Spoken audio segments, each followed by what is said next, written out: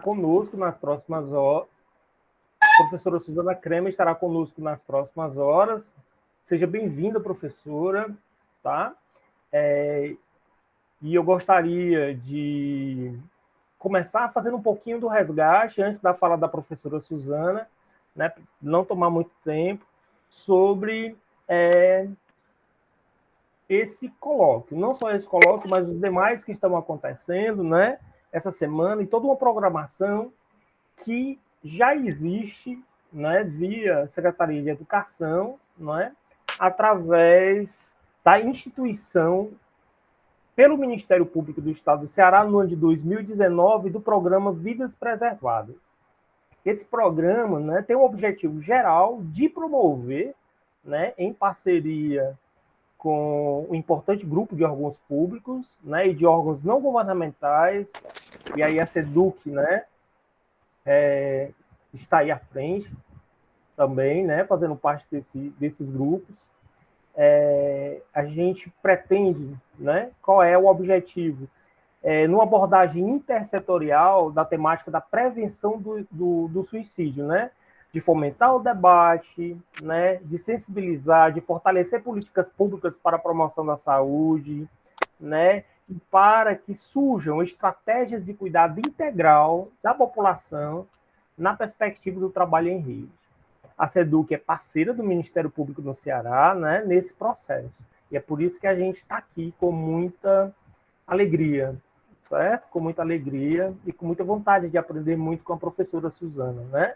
E aí a gente já convida a todos que quiserem participar, coloquem as suas mensagens no chat e eu vou, né? A gente vai recolhendo, tá bom? Mas a professora também, né? Ela, se quiser falar com ela, alguma pergunta mais imediata durante a exposição, ela também, né, responde, tá bom? Vale enfatizar, né, sobre o programa Vidas Preservadas, meninos, que a SEDUC ela já desenvolve a política estadual de desenvolvimento de competências socioemocionais, visando a formação integral dos estudantes da nossa rede. O cuidado com a saúde emocional, nesse sentido, ele assume uma importância muito grande no processo de construção do sucesso da aprendizagem dos nossos educandos, né? Sendo, portanto, uma pauta importante na atuação dos professores, diretores de turma. Né? A experiência de implantação do projeto piloto, né? O Guardiões da Vida, em 15 escolas da rede estadual do Ceará, né?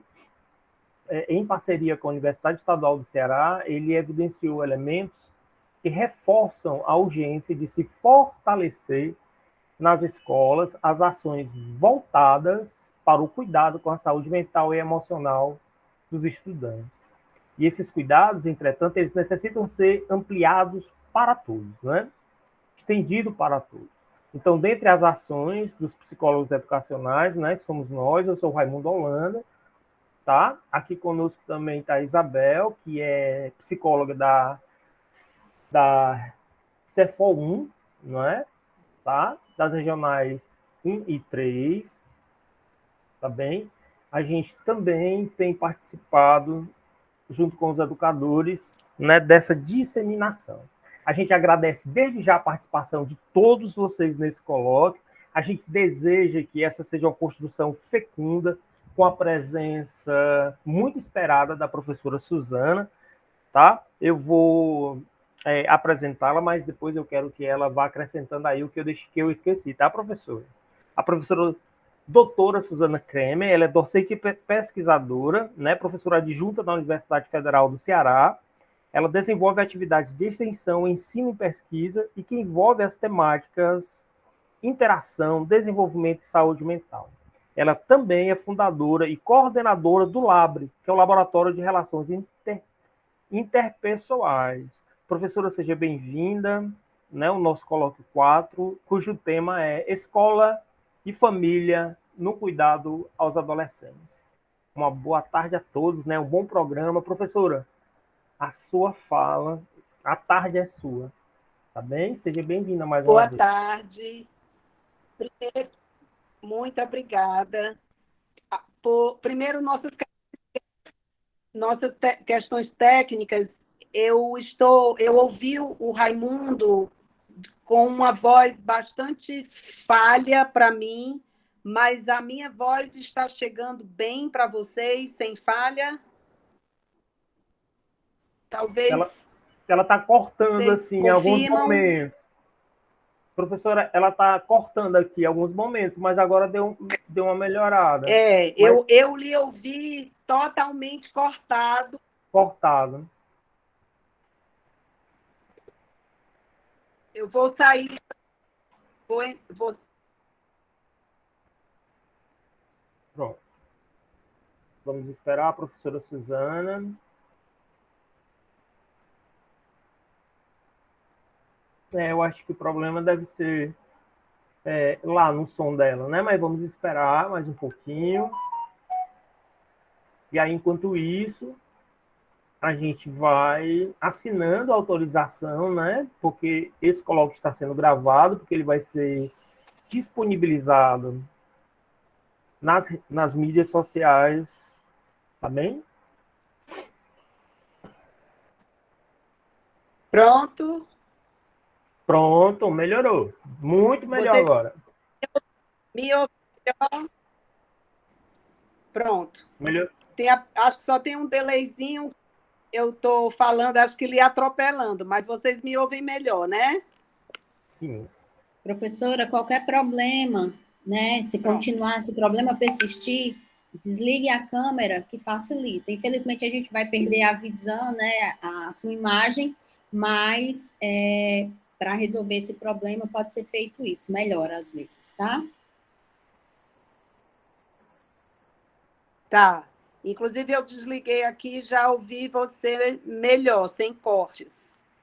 Eu vou ligar, mas se vocês perceberem, eu volto a desligar.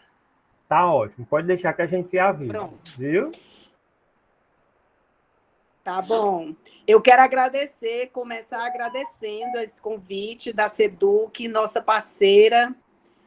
Acho que todos os anos, já há alguns anos, a gente tem desenvolvido, não só no Setembro Amarelo, mas de uma forma especial nesse momento, essa nossa participação conjunta, assim como tivemos várias vezes a presença de representantes da SEDUC, a Betânia já esteve com a gente, ali nos seminários Vincula, na Universidade Federal do Ceará. Atualizando só um pouquinho o meu currículo, né, que ele mudou nos últimos 2 meses, eu hoje sou professora aposentada da Universidade Federal do Ceará. Eu sou vice-coordenadora agora do Laboratório de Relações Interpessoais. A professora Cíntia Cavalcante é a coordenadora. Nós juntas fomos as fundadoras do laboratório. E nesse laboratório nós temos alguns projetos, dentre os quais o projeto Vincula, que é um projeto de prevenção de suicídio. Eu coordeno essa parte, a professora Cíntia coordena a parte do projeto em relação à saúde mental em geral, especialmente quando envolve a infância. No projeto Vincula Prevenção do Suicídio, nós temos atuado desde 2015 e tem sido uma trajetória muito importante para nós do Labri e, em especial, nessa oportunidade de ganhar parceiros, como o Raimundo estava nos informando agora, por exemplo, parceiros que compõem ali o projeto Vidas Preservadas, e do qual nós também fazemos parte.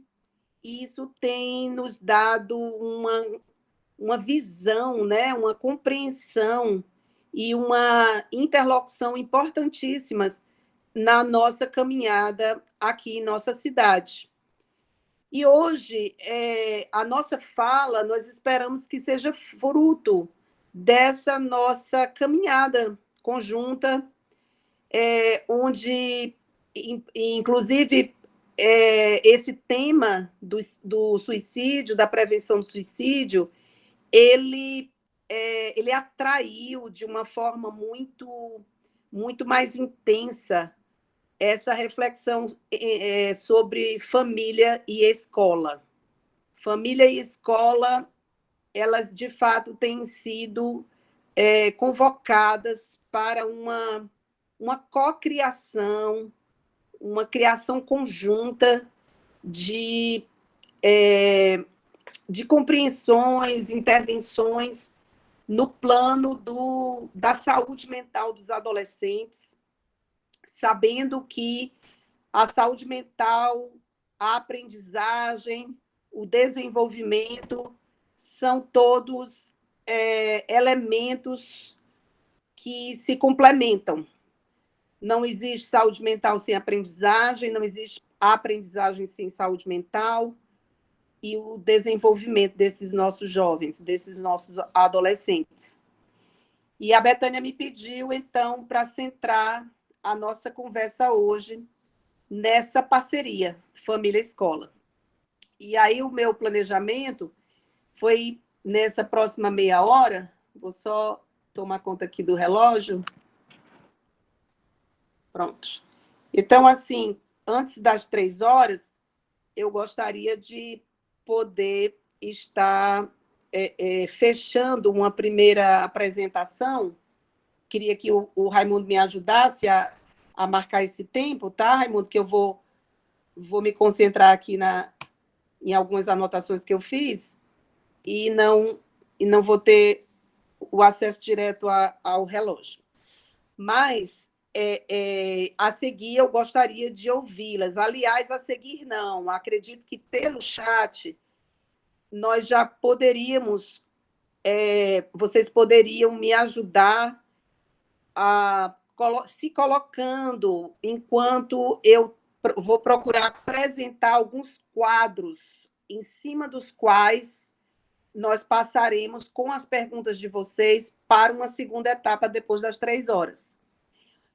O próprio Raimundo, ele vai estar aqui para nos questionar, nos puxar um pouco, né, a nossa compreensão, a compreensão de todos.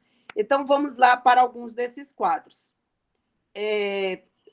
Primeiro, eu quero dizer que, dentro do projeto Vincula, o próprio nome do projeto, Vínculo, né, Vincula, ele tem um pressuposto que, através desse vínculo, é que se estabelece a possibilidade de saúde mental. Isso vem de um autor, né, chamado Jacob Levi Moreno, que disse, em certa feita, o homem adoece na relação e se cura na relação. Então, as relações interpessoais passam a ser consideradas promovedoras de saúde ou de doença mental, emocional. E aí isso nos faz querer nos debruçar sobre a compreensão do que de fato são essas relações. É como se a gente dissesse, existem relações e relações. Então, existem, já que dentre essas relações elas podem me adoecer, e eu penso que isso não é novidade para ninguém, né? Quando nós pensamos em nossa realidade emocional, a gente imediatamente pensa na nossa realidade relacional. Por exemplo, se sentir só, deprimido, desamparado, desanimado, todos esses estados emocionais, eles se referem direta ou indiretamente às nossas relações. Por outro lado, também não basta encher de pessoas, acessar várias relações para garantir essa troca saudável. Então, o que existe nessa troca interpessoal que a faz saudável ou não saudável? E como pensar nessas trocas no ambiente da família e da escola, centralizando como protagonista a figura dos nossos adolescentes.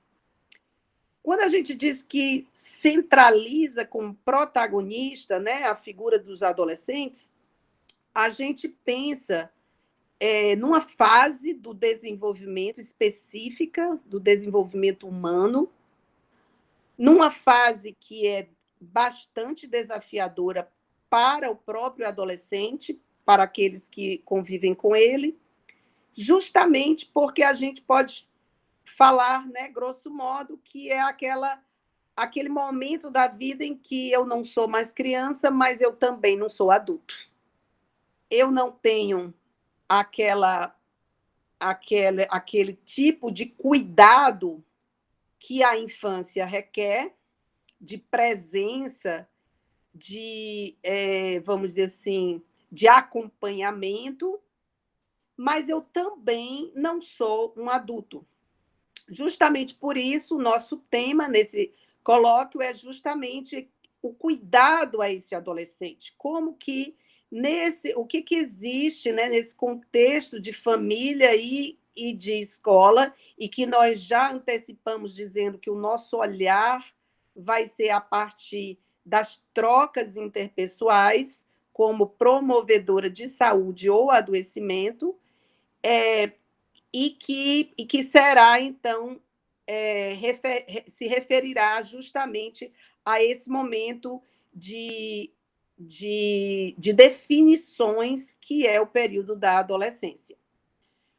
Uma coisa interessante do autor, que eu citei, né, que é nele que eu vou me basear, é nele que nós nos baseamos em todas as nossas intervenções no Projeto Vincula, é que uma recomendação do próprio Moreno, e que ele faz isso também, ele coloca que não existe uma compreensão sem avaliação, sem intervenção, assim como não existe uma intervenção sem avaliação e compreensão, e a mesma coisa se diz da avaliação. Um tripé de medidas que se combinam em tudo que nós quisermos fazer nesse plano das relações. Porque, de fato, acho que todos vão concordar, estudar as relações interpessoais é algo complexo, é algo dinâmico, é algo que não...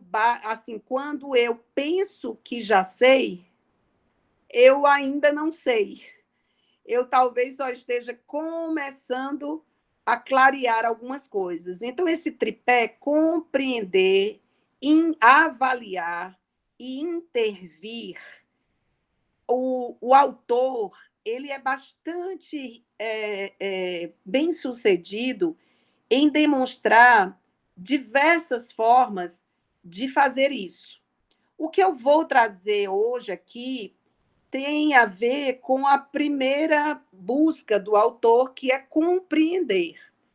Mas, na medida em que você intervém com essa compreensão, a própria compreensão ela já se modifica. Então, quando eu digo, eu vou abordar esse adolescente, digamos que uma das teorias que eu vou trazer aqui, um dos conceitos que eu vou trazer aqui, eu vou abordar esse adolescente porque ele está muito indiferente a tudo. Ele está muito indiferente. E essa indiferença significa isso, como a teoria nos diz. E quando você começa a intervir, você começa a ver que ele sai da indiferença, vamos chamar assim, mas não obteve com isso um ponto de saúde. Por exemplo, ele sai da indiferença para a ambivalência, que é uma outra experiência emocional dentro desse mesmo conjunto, que bastante difícil, com potencial adoecedor, mas que faz parte da experiência humana, e isso significa apenas que não podemos desistir desse adolescente, desse protagonista, e continuar compreendendo, intervindo, avaliando, compreendendo, intervindo, avaliando. Essa é a nossa proposta. Com isso, a gente quer... E por isso que o nosso papo ele é tão importante. Por isso que nós não queremos começar dizendo eis aqui a teoria que explica tudo. Eis aqui, na verdade, um modelo de compreensão que nós precisamos, vamos dizer, iniciar um processo corajoso de relacionamento com essas pessoas para que esses modelos compreensivos também progridam e clareiem o que de fato se passa ali. A segunda coisa que eu quero dizer sobre a abordagem é que ela é uma abordagem desenvolvimentista. Ela acredita que os seres humanos estão em desenvolvimento. Só que de uma forma diferente da maior parte, se não de todas as abordagens que normalmente priorizam o indivíduo, não só priorizam, mas exclusivamente o indivíduo que é visto dentro desse parâmetro de desenvolvimento.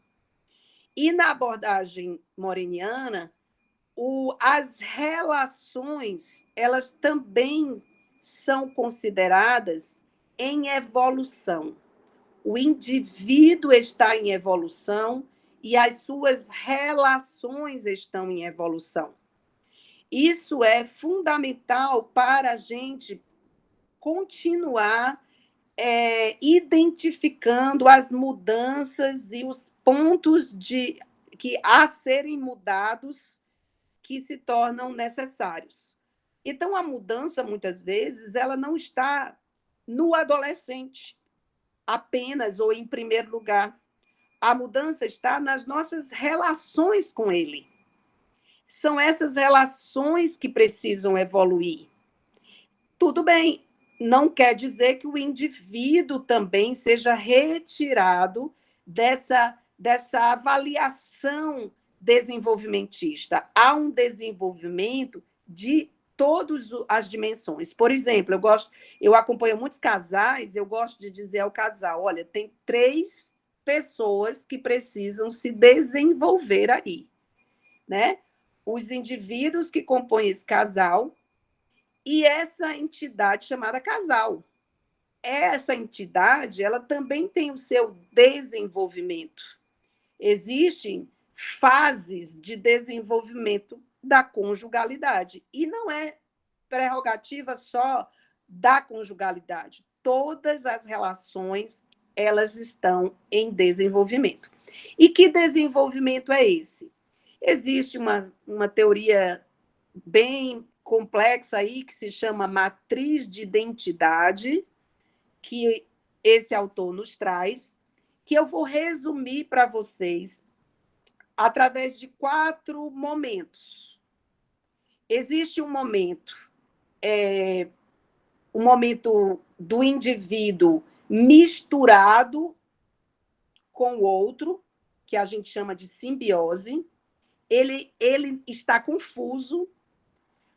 Lembre-se, esse parâmetro de desenvolvimento é chamado de matriz de identidade. Então, ele está confuso em relação a quem ele está confuso em relação a quem o outro é, ele está confuso em relação às suas possibilidades, e isso se chama um momento simbiótico, um momento misturado, onde esse eu e esse tu, com quem o eu se relaciona, não formam unidades bem configuradas. O eu e o tu estão misturados em uma grande simbiose. O segundo momento, importantíssimo, será justamente o que o próprio autor vai denominar de reconhecimento do eu. Reconhecimento do eu. Evidentemente que sair de uma simbiose e entrar no reconhecimento do eu, viver essa transição, não é fácil. Por mais que nós queiramos, de alguma forma, uma identidade mais clara, um reconhecimento de si mesmo, uma segurança em quem eu sou, em quem eu não sou, essa saída do processo simbiótico, ela mexe com meus sentimentos de pertença, de pertença. E aí eu já começo a exemplificar na questão família-escola. Quantas, assim, em que nível as crianças, os adolescentes, eles saem de um contexto familiar, às vezes de superproteção, às vezes de muita mistura mesmo, onde os elementos da identidade estejam muito confusos, e eles mergulham em um contexto de socialização secundária, que pode ser a escola, e o estranhamento que esse processo traz sobre si mesmo e sobre os que o cercam. Esse movimento, de fato, é fundamental que ele aconteça na família. Que o contexto primário, que o contexto primeiro de compreensão de si dê uma base desse reconhecimento do eu, a fim de que novos reconhecimentos, porque novas crises virão, novos aperfeiçoamentos dessa compreensão de si mesmo, né? Até porque ele está em desenvolvimento, virão. Então, mas isso não pode ser inaugurado na escola. E nós precisamos dialogar, família e escola, sobre esses papéis, vamos dizer assim, específicos que no intercâmbio família-escola também se faz necessário ser elucidado. O terceiro momento é o do reconhecimento do tu. Parece tão simples, né? Mas o reconhecimento do tu, do mesmo jeito que uma certa, digamos assim, crise ainda, um comportamento ainda, vamos chamar assim, exagerado na fase do reconhecimento do eu, pode levar a um extremo egocentrismo, eu, não existe mais ninguém. Na fase do reconhecimento do tu, pode levar ao que a gente vai chamar de tuísmo. Ou seja, é esse outro que leva tudo. É ele que determina os meus comportamentos. Então, o euísmo e o tuísmo, eles são crises inevitáveis, mas eles fazem parte de uma caminhada. Como quem diz, calma, vamos para frente. Nós estamos em formação, nós estamos nos ajustando.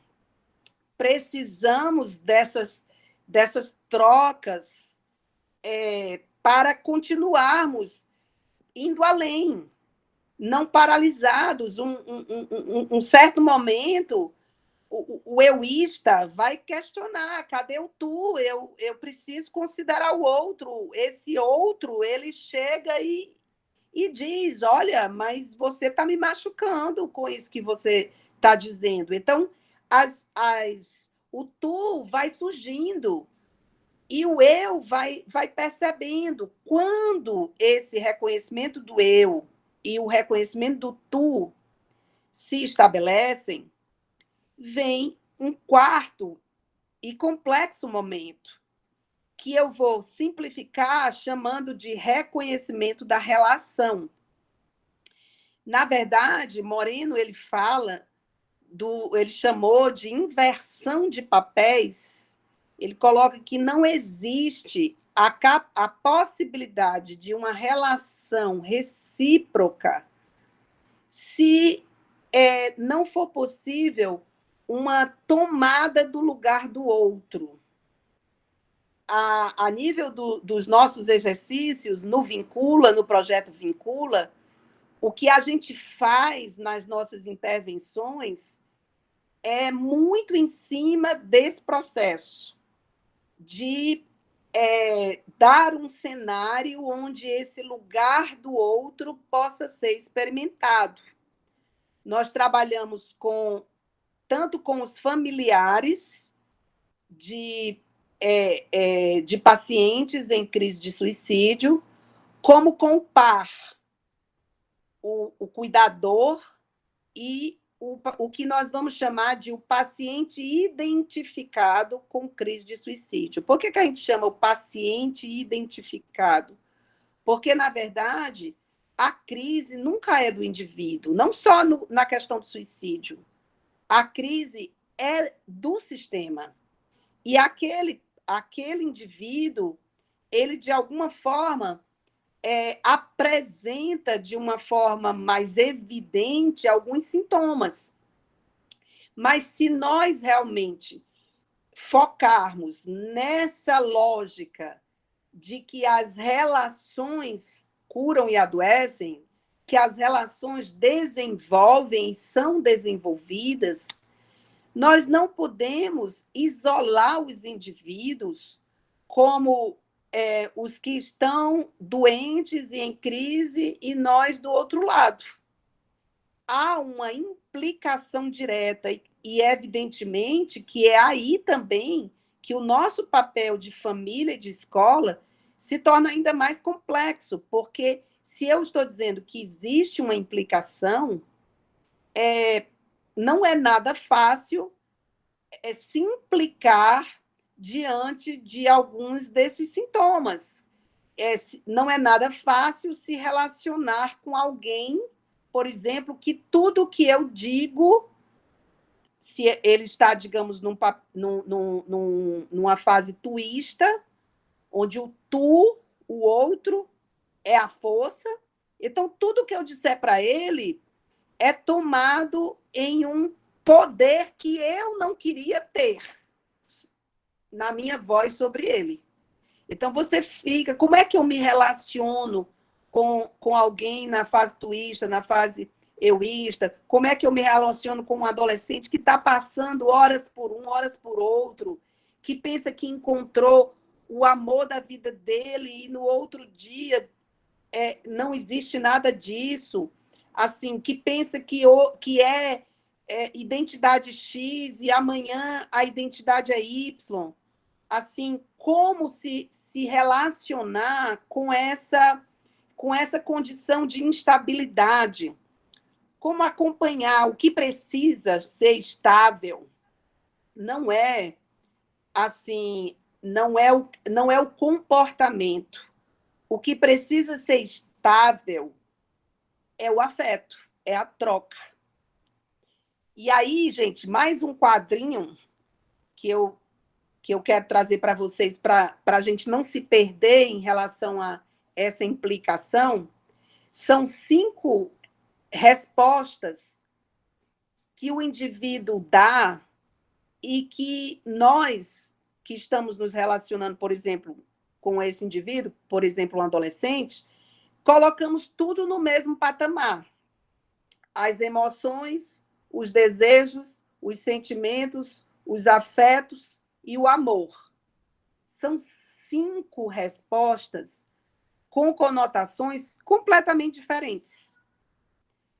A emoção diz respeito ao organismo. Eu estou com raiva, eu sinto a raiva, certo? A minha corrente sanguínea, os meus batimentos cardíacos, eles estão todos alterados quando eu digo eu estou com muita raiva, quando eu estou sentindo raiva. Mesma coisa o medo, a tristeza, existem questões fisiológicas que estão presentes. Então, a emoção adolescente, ou de qualquer indivíduo, mas nós queremos priorizar o adolescente, ele está falando, antes de tudo, de uma reação corporal intensa, é verdade. Mas existem outros níveis. O ego, o desejo, por exemplo, ele está falando do ego dele. eu quero, sei lá, eu quero ser manequim, eu quero ser influenciador digital, eu quero... Ali existe a emoção, evidentemente que a emoção não se desfaz, mas quem está falando ali para a gente agora é o ego, é o eu quero. O corpo é importante, o ego é importante. Mas vamos para frente para a gente ver os outros. Sentimento. A categoria sentimento, eu coloco aqui nesse quadrinho, como uma categoria que vai nos lembrar que existem nomeações para o que eu sinto. Então, quando alguém diz, eu vou dar um exemplo mais típico, que não é do adolescente, por exemplo, sentimento de mãe. Eu não me sinto mãe. Eu não me sinto... Ou mesmo, eu não me sinto homem. Eu não me sinto mulher. Eu não me sinto sua filha ou seu filho. Esse nível de sentimento, ele é mais complexo, ele não envolve somente uma questão de puro desejo ou pura reação fisiológica. Ele envolve toda uma nomeação, toda uma forma de nomear. Não, eu não estou compartilhando a tela, gente. Depois eu explico aqui. Mas eu não consegui mandar a tela. Na verdade, eu não consegui salvar, fiz de novo, mais simplesinha, mas não consegui enviar. Então eu disse, olha, vou desistir e fazer minha telinha aqui no meu rosto. Mas posso enviar depois, com mais calma, algum problema no meu equipamento que não permitiu. Mas quando o indivíduo diz, né, aqui a emoção, o desejo, o sentimento, quando ele diz, eu não me sinto, ele está evocando algum padrão. Ele está evocando algum padrão cultural. O que é que dizem que mãe é? O que é que dizem que homem é? O que é que dizem que filha é?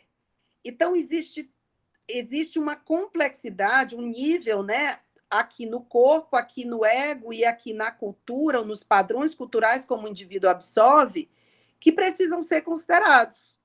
Mas eu ainda coloquei mais 2. Afeto. Quando eu ponho o afeto dentro desse meu quadrinho, vocês percebem, assim, o afeto, ele é o modo como nós nos afetamos.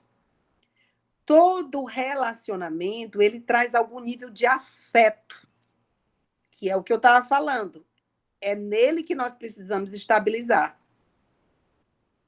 É no afeto que nós precisamos estabilizar a nossa caminhada com o adolescente, porque o corpo, o ego, os padrões vão estar em ebulição, vão estar em revolução. Mas se nós não estabilizarmos no afeto, ou seja, nessa troca, é tipo assim, aconteça o que acontecer, vamos juntos? Aconteça o que acontecer, está aqui nossa troca, mesmo com todos as afetações. Então, é esse isolamento social, é essa não possibilidade de troca, de trazer todo esse conjunto de ebulições para algum campo de estabilidade que termina de deixar tudo bastante confuso. Eu ponho aqui o amor como a 5ª categoria. O amor, existe um autor que ele traz uma discussão sobre vínculos. E ele coloca que os vínculos eles podem ser de conveniência, compensatórios ou amorosos. Então, o que ele está discutindo aqui são níveis de reciprocidade entre o eu e o tu. Há níveis e níveis de reciprocidade. Ninguém pode dizer que todas as nossas relações elas têm um nível de reciprocidade, digamos, desse nível que eles chamam, que o autor chama, o Vitor Dias chama, de relações amorosas. Há relações que eu busco por interesse, que são as relações de conveniência, porque eu ganho alguma coisa do tipo vou ficar perto desse aluno mais estudioso para ver se eu me concentro mais, se eu pego a matéria ou até mesmo uma pesca, né? Alguma coisa que ele possa me dar. Então, existem as relações, os vínculos, eles têm níveis. E esse autor vai mostrar, por isso que eu coloquei esse nível aí, que ele chama amoroso, que já é um nível identitário. É como se, sabe, aquela amizade dizer, ó, aconteça o que acontecer, realmente estamos juntos, você é meu amigo, até debaixo d'água. Então, tem um nível aí que os autores aí, especialmente Vitor Dias, existem outros, denominam de o vínculo amoroso. Isso não é vínculo romântico, sexual, é o vínculo no sentido da confiança e do nível de reciprocidade. Porque nessa coisa, que é o que nós estamos estudando aqui, de tentar aprofundar a nossa compreensão sobre relações interpessoais como forma de saúde mental, não tem como a gente não criar aí algumas categorias para a gente se situar e para a gente perceber para onde vamos, o que podemos buscar no meio disso. Como eu falei, algumas coisas, alguns elementos, eles são por natureza, elas são necessárias, é necessária a desconstrução deles. Não que as relações também não sejam necessariamente desconstruíveis. Muitas vezes. A desconstrução está presente. Porém, o que eu penso que nós vivemos muito na contemporaneidade é uma desconstrução geral. Vou repetir as 5 categorias desse último quadrinho, né? O último quadrinho eu falei de emoções, corpo, é o corpo do adolescente falando, é a reação corporal,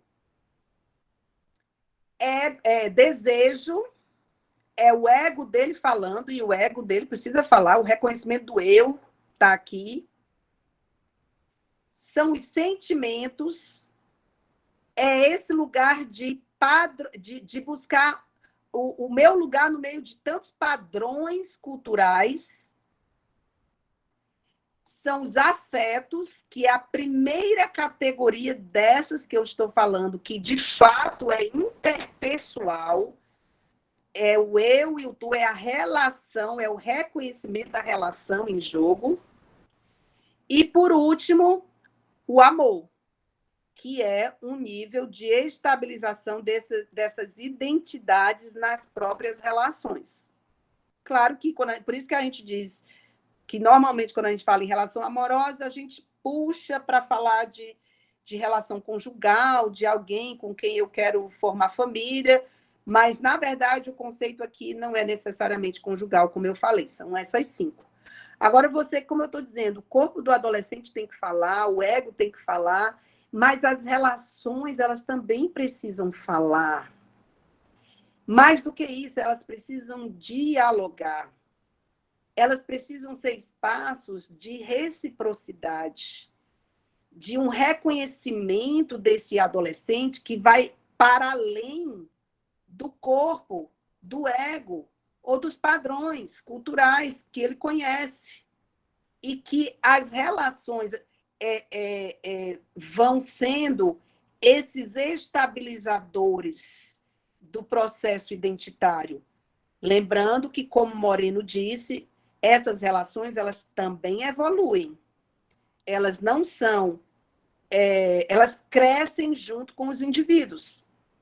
Eu também gosto de falar no plano conjugal, aquele casalzinho que chega um para o outro, você mudou muito, nossa relação não é mais a mesma.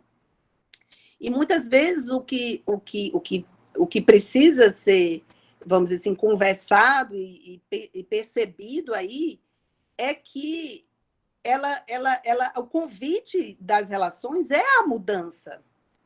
Claro que não qualquer mudança, mas nas mudanças, necessariamente, vamos ter algumas coisas que vamos deixar para trás e algumas coisas que vamos receber novas. Então, esse processo de mudança, ele está no indivíduo e nas relações.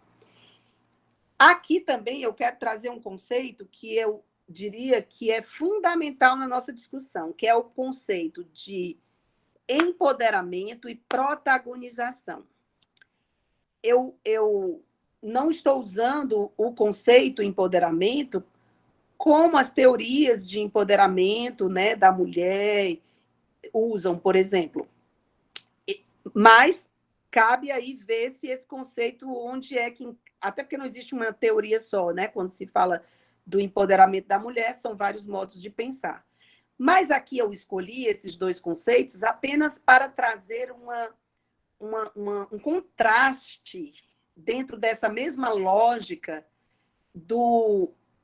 da saúde pensada e do desenvolvimento pensado com foco no indivíduo isolado e com foco no indivíduo dentro de uma troca, de uma relação em desenvolvimento também.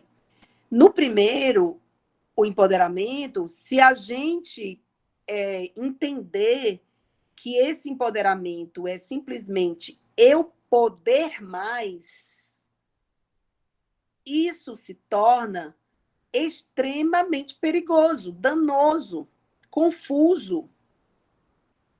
O poder mais, se desenvolvimento e saúde mental fossem depender do eu posso mais, fugiria completamente a essa linha que nós traçamos no começo, reconhecimento do eu, do tu e da relação. Eu preciso dos três.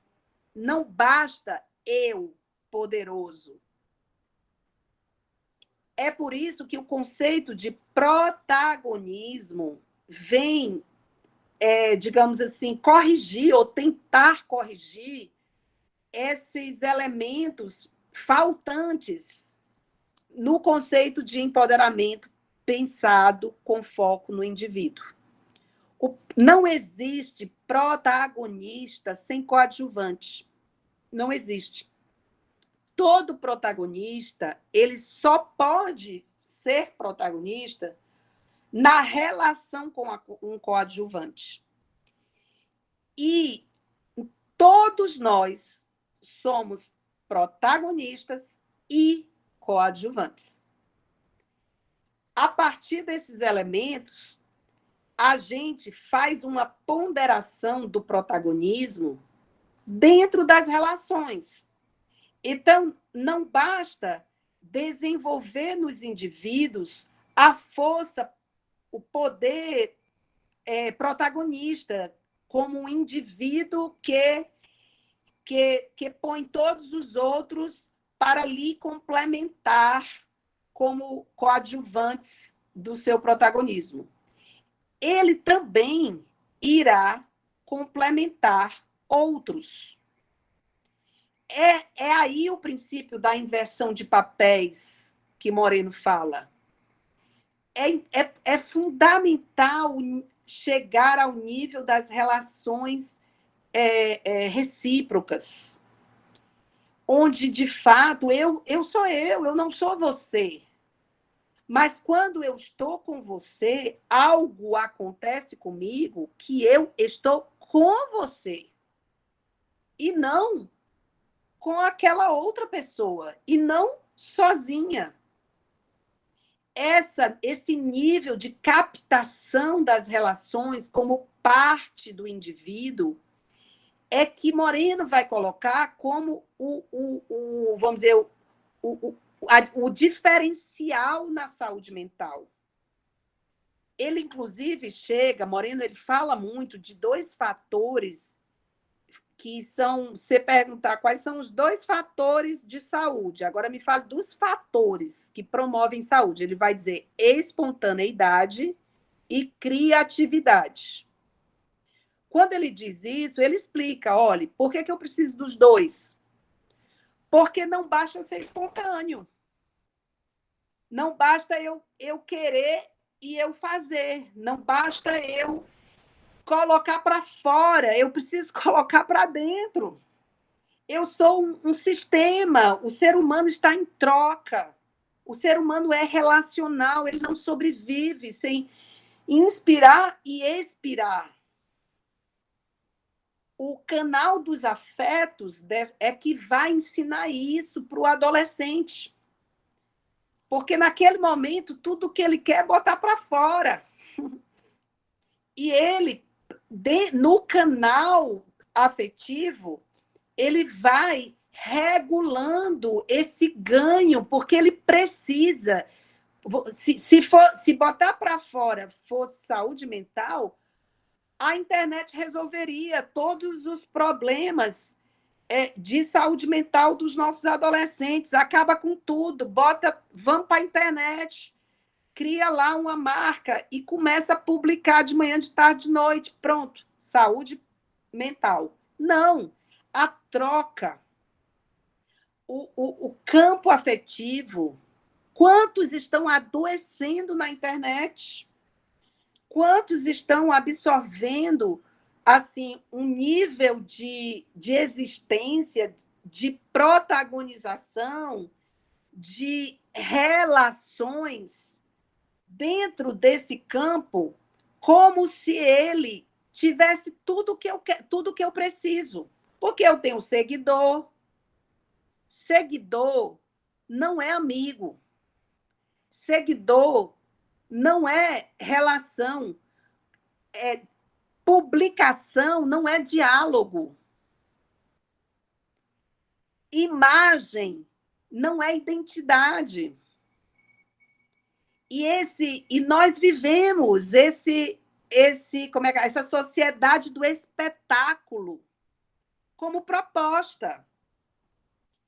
É por isso que quando a gente fala de cuidado ao adolescente, sabe, família e escola, 2 campos concretos de pertença, 2 lugares visíveis, 2 palcos concretos para esse adolescente, com todas as agonias que eles, inclusive, protagonismo vem dos 2 termos, prot, que é o primeiro, agoniste, que é o primeiro a agonizar.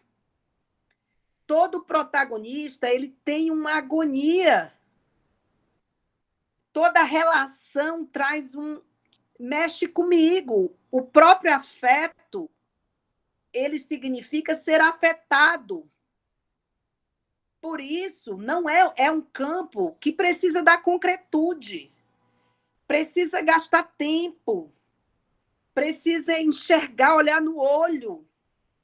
Precisa ficar no silêncio, olhar e ficar em silêncio, abraçar e ficar em silêncio. Não é só publicar, falar, dizer, botar para fora. Não, é uma troca com todos os elementos verbais e não verbais que existem na troca.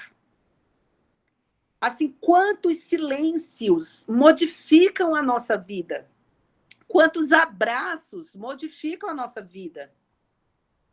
Como a experiência contínua, assim, com a mesma pessoa, como a gente, sabe, superar uma crise e manter a amizade, a relação, como isso diz sobre a minha vida. Como eu não ter deletado os meus interatuantes da vida faz toda a diferença. Então, há um campo concreto na escola e na família, onde esse exercício da identidade, esse exercício das emoções, onde tudo isso vai encontrar concretude. e vai encontrar, assim, já deu a hora, né? Acho que você está levantando a mão, perdão. Isso. Tudo isso vai encontrar concretude. E é por isso que nós temos a riqueza desses dois espaços complementares dentro desses quadros assim desafiantes, né, da formação do adolescente, que eu quero, então, encerrar aqui com atraso. Me perco, me empolgo, mas colocar para ouvir vocês agora. Vou fechar meu microfone, porque eu quero ouvir, depois eu abro. É porque a senhora me pediu para poder lembrar, né? Mas estava tão interessante que eu esqueci. Tá certo? Me perdoe, mas eu acho que eu não podia fazer essa interrupção. Pronto. Professor, a gente tem aqui... a gente tem, na verdade, tem duas perguntas. A primeira foi a Isabel, que é a psicóloga da Cefol 1, né? E a Isabel gostaria de saber se como é que faz, se o projeto vincula, como é que o projeto vincula, aceita novos membros. Por exemplo, né? Através de encaminhamento, certo? Se atende em caso de ideação suicida, ou só realmente como quando a tentativa.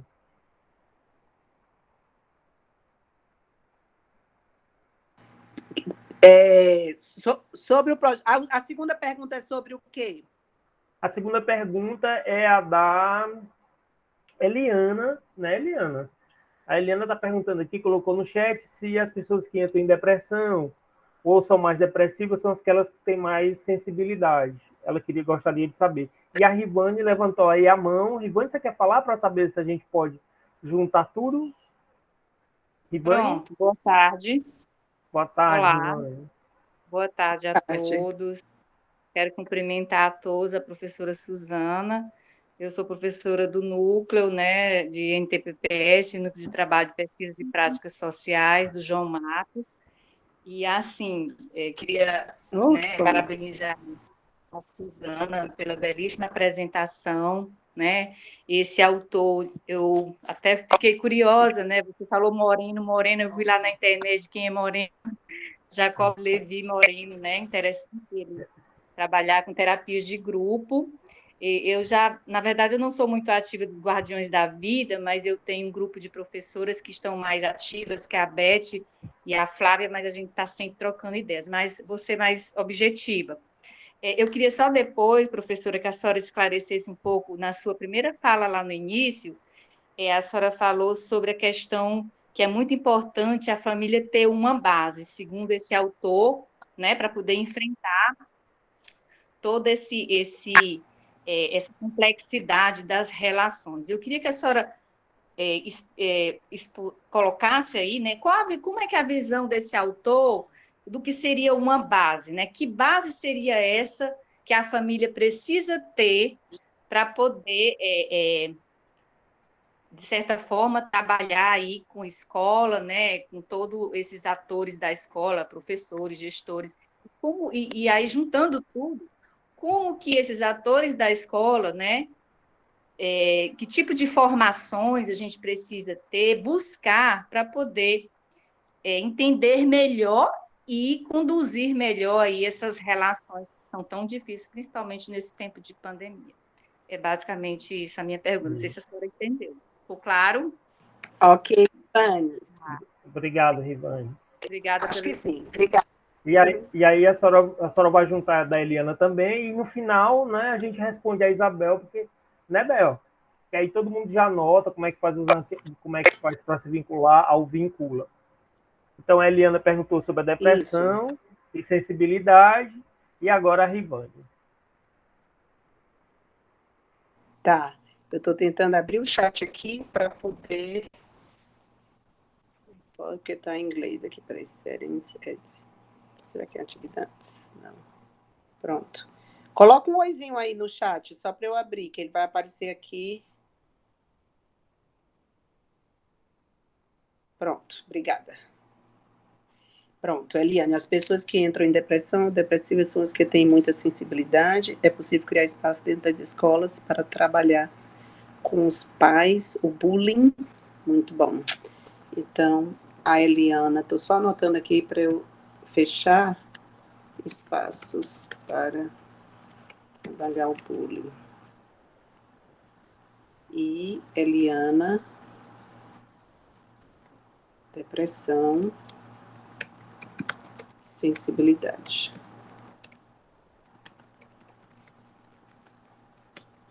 E Eunésia.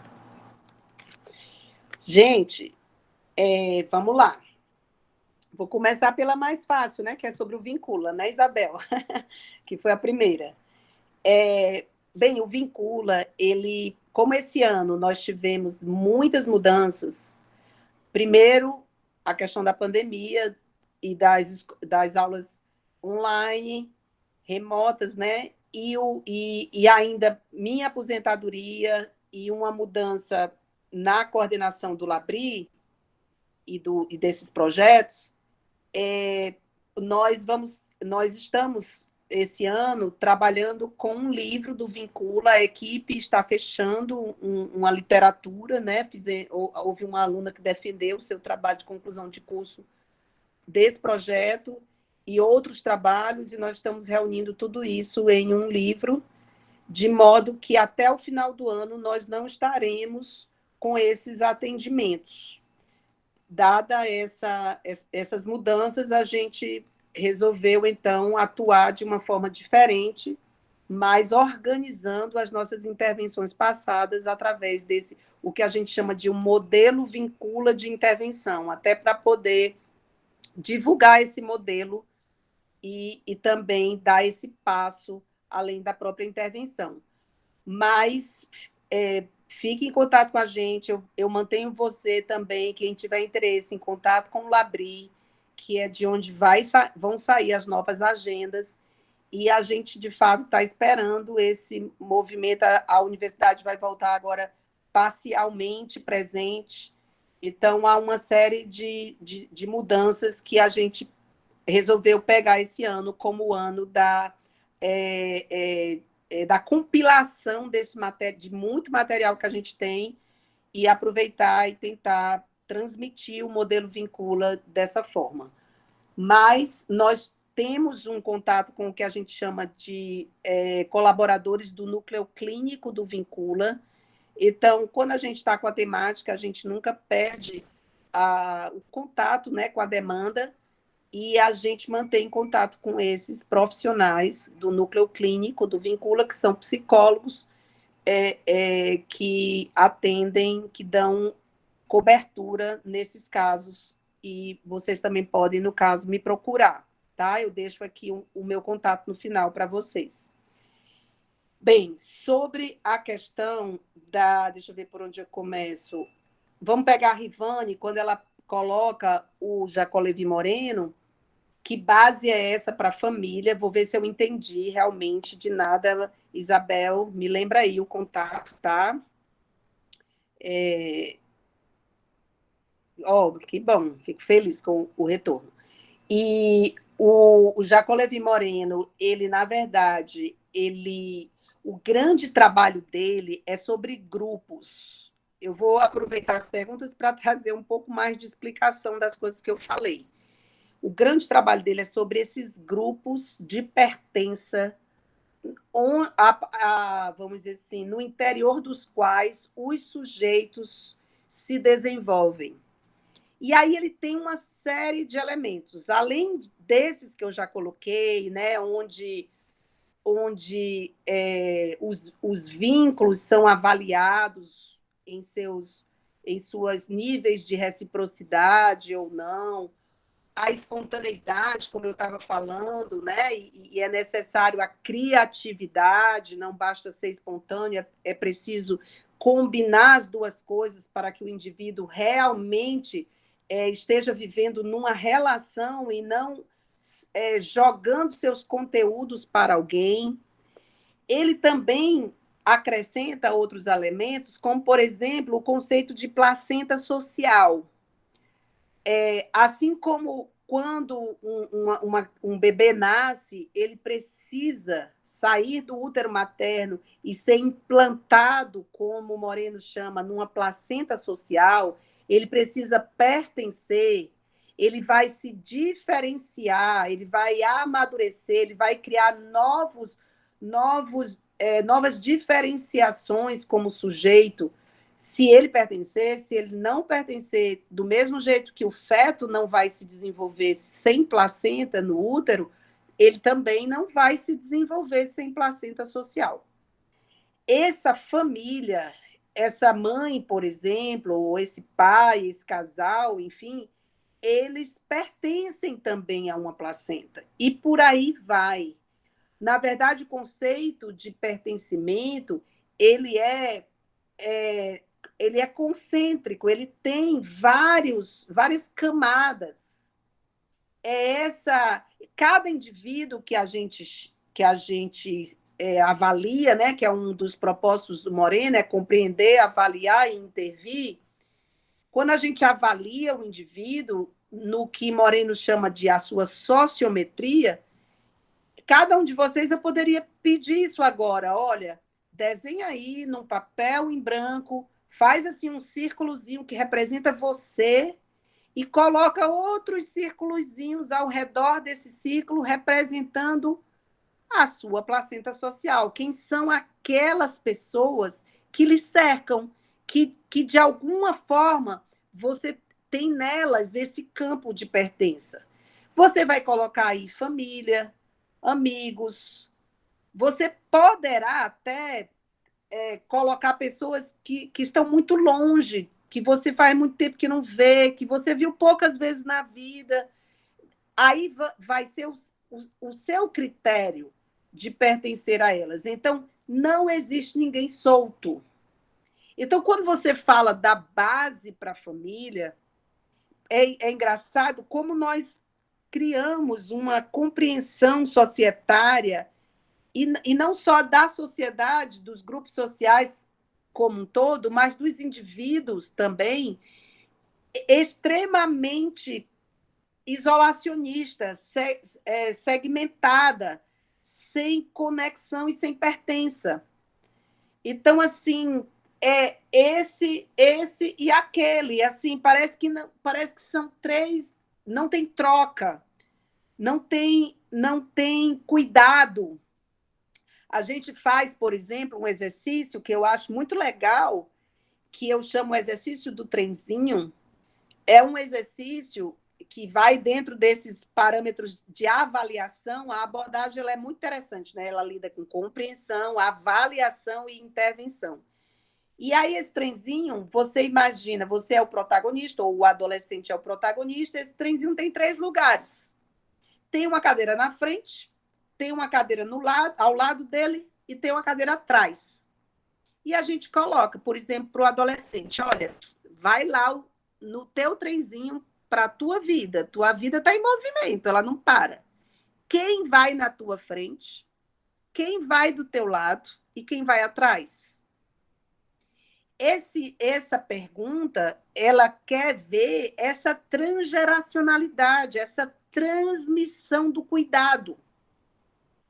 Então, quando você pensa que, por exemplo, quem vai na minha frente, de alguma forma, tem alguma referência para mim, né? Ou ele cuida, ou ele protege, ou ele me guia, ou ele sabe melhor o caminho do que eu. Nessa estrada, na outra estrada já não vai ser ele, mas nessa aqui é ele. E que tem alguém do meu lado, sabe? Aquele par. E que tem alguém atrás, porque eu também vou me responsabilizando, sabe? Há uma transmissão de cuidados. Isso daí tem a ver com essa pergunta da família também. A família ela é transgeracional. Infelizmente, ela tem se isolado, é muito rompimento, é muita descontinuidade, é muito isolamento. Mas o desenho, e é o desenho que a gente vai pegar os escombros, o que restou dessa... Ok, te passo já. o que restou dessa quebradeira, dessa descontinuidade, a gente vai pegar e tentar estruturar um desenho, ou seja, uma placenta social básica. Às vezes não está o pai, às vezes não está a mãe, às vezes está o que Moreno chamou de família sociométrica. O termo de Moreno é assim, a família que eu fui compondo é a minha família sociométrica. Então, essa ideia que eu queria passar com a pergunta da Rivana, de que nós não estamos falando de instituições isoladas, mas de um campo de relações, como o Raimundo falou, o psicodrama é vida, relação é vida, é encontro. Se nós não acionarmos esse nível de percepção, de compreensão e de intervenção nos nossos adolescentes, eles realmente vão ser os que mais vão sofrer, porque eles estão em plena busca e eles não vão encontrar sentido. Raimundo, você levantou a mão, não foi? Levantei. Professora, né? A gente está muito nas escolas, né? Os gestores solicitam a nossa presença para a gente fazer algumas intervenções mais rápidas, né? Em alguns casos, principalmente ligados a violência auto-infligida e ideação suicida. E aí, ou escutando a senhora falar, eu lembrei de um aluno que eu atendi essa semana, que ele dizia assim, eu perguntando, né? Tá, cadê a tua mãe? Aí eu disse, não, eu moro com a minha avó. Eu estou morando com a minha avó porque ela se separou do meu pai e eu fiquei com ela. Ela tem um outro marido agora e eu fiquei com a minha avó. Eu achei melhor. Aí eu disse, e o teu pai? Ele me abandonou. E aí essa palavra é uma palavra muito forte, né? Não, ele me abandonou. Na cabeça do adolescente, a separação dos pais é algo que não foi discutido com ele, né? Com ela, no caso. Não foi perguntado para ela o que ela achava. E aí é tanto que, quando ela falou para mim, e o seu pai? Não, ele me abandonou. Então, assim, a sensação que fica aí vai ao encontro do que a Rivane perguntou também, né? Que é assim, não é a família, mas é a qualidade da relação dentro dessa família, por exemplo. Porque aí, como a professora Suzana falou, né? A sensação que fica para esse adolescente é o abandono. É o abandono. Porque assim, ele não entende, ele não foi comunicado, ele não foi consultado sobre se era o momento de se separar, né? Essa mãe já disse para ela, ó, eu já estou com outra pessoa, se você quiser vir, você vem, se você não quiser vir, você fica com a sua avó. E ela não vai porque ela não conhece a pessoa com quem a mãe está, né? É muito complexo. Então, assim, para mim, o que fica no adolescente é essa sensação de abandono, né? Que joga esse adolescente, essa criança, numa situação de vulnerabilidade muito grande. E aí tem a ver, professor, com a história, né, dos afetos e do amor. Dos dois últimos lá, né, das duas últimas categorias que a senhora falou. E o afeto, né? E o amor, onde é que fica nisso tudo? Porque a sensação que está marcada para essa adolescente é o abandono. Não é verdade? Era isso. Exato. Obrigado. A ruptura, né? A descontinuidade. A descontinuidade, né? A Rivana quer falar? Rivane. Pronto. Sim, a sua exposição, Suzana, esclareceu mais, de fato, a minha dúvida, porque quando você fala base, e a Eliana acabou que colocando a mesma ideia que eu senti ao escutar essa sua frase, e a questão da estrutura familiar é onde exatamente me veio aquela ideia de família padrão, pai, mãe, os filhos, né? E de que hoje a gente percebe os novos arranjos familiares. Então, e você trouxe o olhar desse autor, né? E eu me lembrei muito bem a relação dessa teoria com a pedagogia sistêmica, né, de Bert Helling também, que traz muito essa questão de pertença, né? Então, eu eu vejo assim, tem muitos professores que não têm acesso, tá, a essas formações, a esses conhecimentos que ainda estão muito arraigados aos seus padrões de ensino, né? E não conseguem, assim, não é que eles não consigam, porque por falta justamente, talvez, do interesse desse professor, aí parte aí de vários fatores, né, que não vou discutir aqui, que esbarra justamente com essa questão do aluno não se sentir bem na sala de aula, né? Não ter o desejo de estar ali assistindo, justamente por essa barreira que é construída e que o professor ainda não conseguiu ainda olhar esse outro ser, esse aluno, né, como um indivíduo. O que você está trazendo aí é muito importante. Eu não conhecia esse autor, vou até ler um pouco mais sobre ele, né? Me interessei bastante, certo? Então, aí, estrutura familiar, o que a Eliana acabou de colocar ali. Então, a gente tem que desconstruir, né, aquela questão da estrutura familiar, porque na pedagogia sistêmica, a família ela é construída, você acabou de falar aí a questão das relações, né, que são conexões, é como se fosse uma teia, nós todos estamos conectados, né, de alguma forma, e que aí a família não é diferente, e aí aquilo que aconteceu de errado, entre aspas, né, tinha que acontecer, né? Então, muitas vezes, esse aluno, você falou esse exemplo aí, Raimundo, né? Essa adolescente, ela não consegue ver e aceitar, ela foi abandonada. Então, realmente, gente, é um contexto muito complexo, requer bastante assim, sensibilidade nossa, de professores, né? E de muita leitura mesmo, de muito conhecimento, para a gente ir para justamente o que você colocou aí, compreender, avaliar e saber intervir, né? Então, eu estou muito feliz aí com as explicações. Era isso, obrigada. E de muito afeto, né, Rivane? Né, professora? O mundo precisa de muito afeto, Tem que ter muito afeto, né? E não é aquele afeto de passar a mão na cabecinha Não, dele, não. chamar ele, né? Tem, Coitadinho, de ter pena. é o afeto Mas, de deixar se afetar mesmo, né? Afetar pelo outro, pela dor do outro, não é? Se colocar nessa posição de incômodo mesmo. Eu estou me incomodado com isso, né? Eu entendo que é assim. Principalmente, Raimundo. Oi, desculpa, é porque tá um delay aí, um atraso, aí eu passei por cima de você, pode falar. E parece, a senhora trouxe aí o contexto contemporâneo, né? E aí o Bauman, né? O Zygmunt Bauman, eu acho que é muito pertinente nessa nossa conversa. A gente está saindo de um mundo onde os bastiões, né, sustentavam algumas personas nossas, e aí a gente está no mundo dessa modernidade líquida, né, onde as coisas são flexíveis, elas não duram por muito tempo. E, infelizmente, a gente está trazendo isso para os nossos afetos, né? Os afetos líquidos. Aquele que você... É como se você... eu não sei como é que faz na rede social, mas se diz assim, bloqueia e desbloqueia. Né?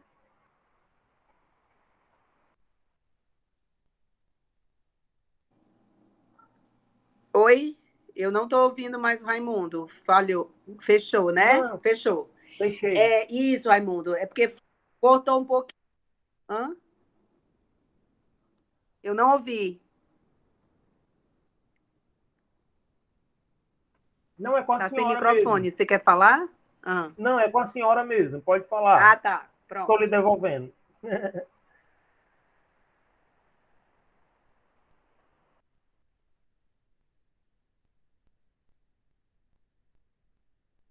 seu microfone está desligado. Tem que ligar o microfone, professora. Obrigada. Eu vou encerrando agora por uma questão de eu ter outro compromisso que eu já pedi para atrasarem, mas eu não vou poder atrasar tanto. Mas eu vou comentar os demais. Realmente, assim, não está fácil para a gente. Não está fácil a gente, vamos dizer, ter uma atitude mais integral, né? Então, assim, como alguém falou, não é um acolhimento, mas sem passar a mão na cabeça. É verdade. Eu trago esse autor porque ele combina muito bem essas ideias individuais com relacionais. Ele combina muito bem essa espontaneidade com essa necessidade de se recriar para a relação também evoluir. Ele combina esse acolhimento com esse, vamos dizer assim, com essa transformação. Porque, gente, assim, nós parece, assim, a gente parece que deu assim uma desplugada nos elementos que juntos vão compor o nosso desenvolvimento. É como se a gente apertasse no acolhimento, acolhimento, acolhimento, acolhimento, acolhimento, acolhimento, e não traz para dentro do acolhimento esse, digamos assim, esse aspecto transformador. É como se o acolhimento, exato, falta reciprocidade. É como se o acolhimento ele fosse apenas para deixar o indivíduo do jeito que ele está, em paz, sem ninguém mexer nele. Moreno chama isso de conserva cultural. Tudo que não muda vira conserva. E tudo que é conserva é morto. O ser humano, por isso que o Raimundo falou, o psicodrama é vida. O ser humano, ele é contínuo, dinâmico, ele tem estrutura, mas não é uma estrutura que prende, é uma estrutura que orienta nas transformações. Então, talvez durante muito tempo a gente só usou o conceito família estruturada. E essa família estruturada, ela não foi ajudada digamos, a ter uma dinâmica, uma dinâmica de continuidade dentro dessa estrutura. Sabe, a estrutura é necessária, mas a estrutura que ela é uma estrutura que dá vida e não que prende. É uma orientação que mostra caminhos e não que torna refém. Então, assim, é preciso assim, as práticas da vida, sabe? Assim, nós estamos realmente assim, muito ameaçados nessas práticas. Não que a internet seja maléfica, nós estamos aqui nos encontrando, tendo um excelente debate. Claro que com as nossas, se fosse presencial era melhor, isso não resta dúvida. A gente não estaria com essas interrupções, eu estaria percebendo o rostinho de vocês, assim, eu já estaria percebendo, até sem ouvir algumas coisas que estavam sendo ditas só pelo balançado da cabeça, pelo sorriso. Então, nós não estamos demonizando nada, mas nós estamos assim denunciando que nós precisamos cuidar melhor das continuidades. Isso que o Raimundo falou, abandono é ruptura, é descontinuidade, sabe? Há uma tendência nessa geração, realmente, de uma impulsividade muito grande. Por quê? Porque o que nos faz impulsivos é a gente estar fora de uma linha de continuidade. Se eu não tivesse um próximo compromisso, eu não ia parar de falar. Mas eu tenho uma continuidade. Existe toda uma transição que não está... que eu converso com as mesmas pessoas. Eu volto nas pessoas. Eu escuto. Eu reflito. Eu pergunto, eu não gostei da resposta, eu pergunto de novo para ver até se eu entendi. Então, toda uma continuidade. Se vocês me pedissem qual é a palavra-chave que eu pediria para nós todos assim cuidarmos juntos da continuidade dos processos humanos. Da continuidade dos processos humanos.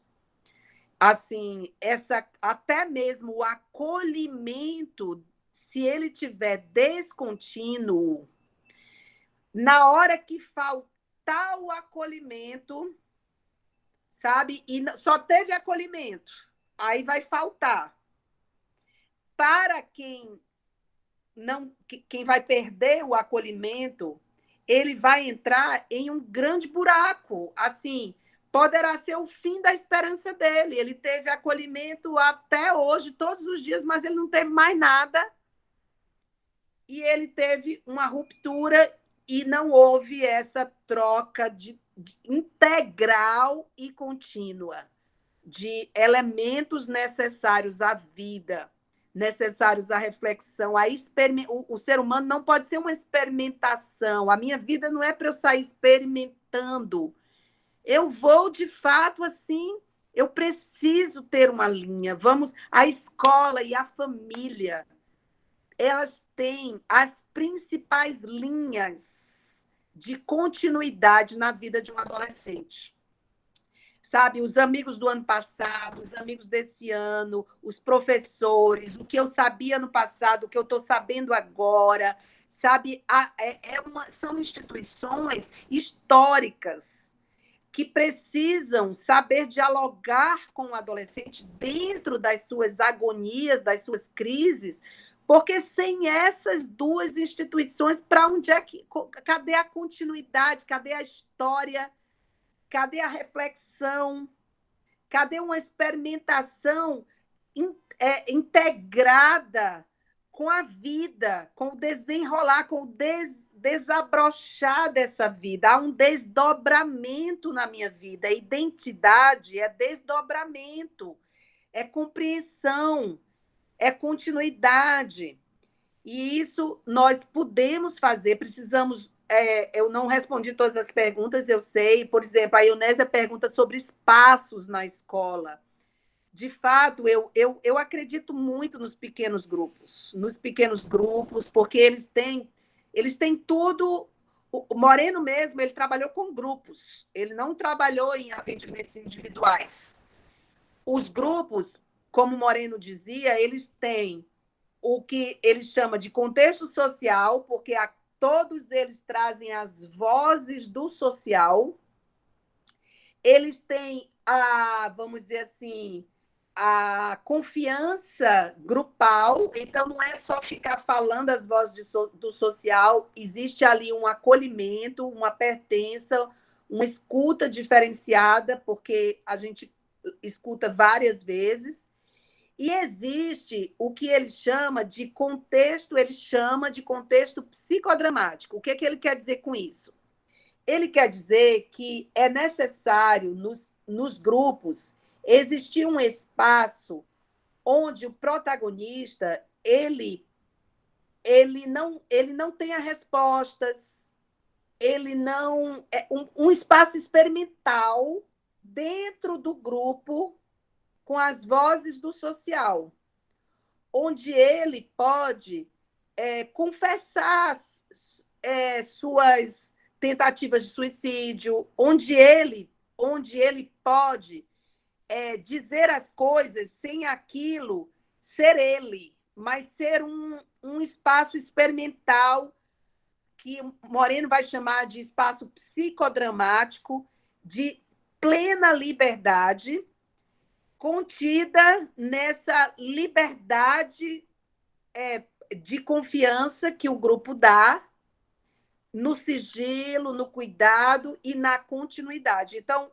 eu acredito muito nos pequenos grupos, sabe? E eu acredito muito nas escolhas sociométricas. Eu acho que esses adolescentes, eles são muito ensinados a não rejeitar ninguém, e eles ficam vulneráveis a não estarem, digamos assim, minimamente protegidos por um grupo de escolha, que não seja bolha, que não seja um grupo de escolha nós contra eles, que seja um grupo integrado, que vai articular, que não vai se isolar dos outros, mas um grupo de identificação e de confiança.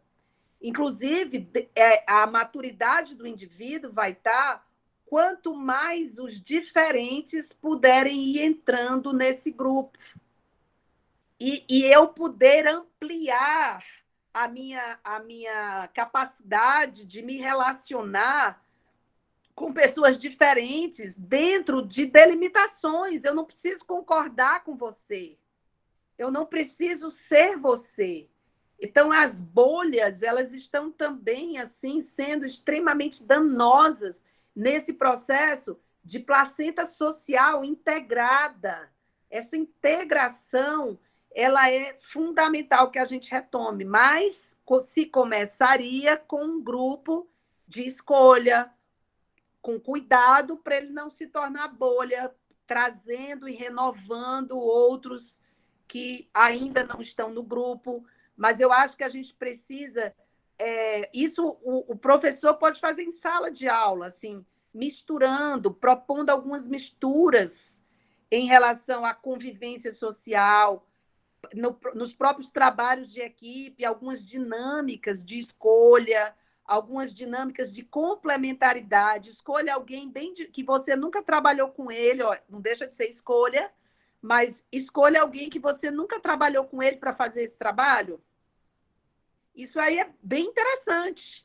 Assim, escolha uma pessoa que você acha que parece muito com você e uma que você acha que é bem diferente de você para fazer alguma coisa em sala de aula. Então, essa sociometria da sala de aula, o Moreno chama a sociometria imediata de átomo social. Olha a inteligência do Moreno.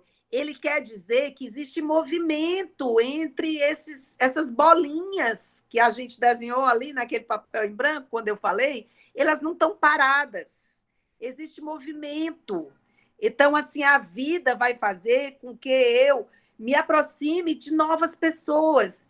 Não é para ficar inovando todo dia. Eu vou ter continuidade, eu vou ter história, mas eu também vou ter novos. Se eu só tiver os velhos, se conserva, e tudo que é conserva é morto e não traz vida.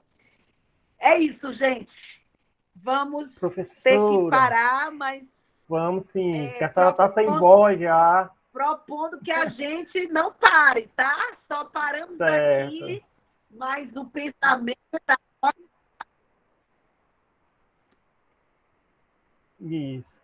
E a gente agradece, com o coração pleno de felicidade, né, que a gente recebe as suas palavras e aí a gente coloca as suas palavras no movimento da vida, né, que ela seja um contínuo para a gente, que a gente possa colocar isso dentro da sala de aula, nas nossas relações, na nossa vida, porque a vida é isso, né? A gente tem uma vida porque a gente tem uma história, e só existe história porque existe um contínuo. O que as pessoas estão desaprendendo é dar continuidade àquilo, né, que elas começam, não é? Seja nos pequenos grupos, nos grandes grupos. Professora, uma imensa gratidão. A gente vai encerrar, não é? Eu acredito que esse foi um momento ímpar, não é? E a gente queria ouvir a senhora várias vezes, em outras oportunidades também. Muito obrigado a todos, especialmente a professora Suzana, e a gente está à disposição, e eu estou à sua disposição também, viu, professora Suzana? Eu sou das escolas 1 e a Isabela da 3. Se a senhora precisar de uma das nossas escolas como laboratório, está convidada. Obrigada, Raimundo, pela sua participação. Muito obrigado a todos e até uma próxima. Um beijo no coração. Obrigado, professora.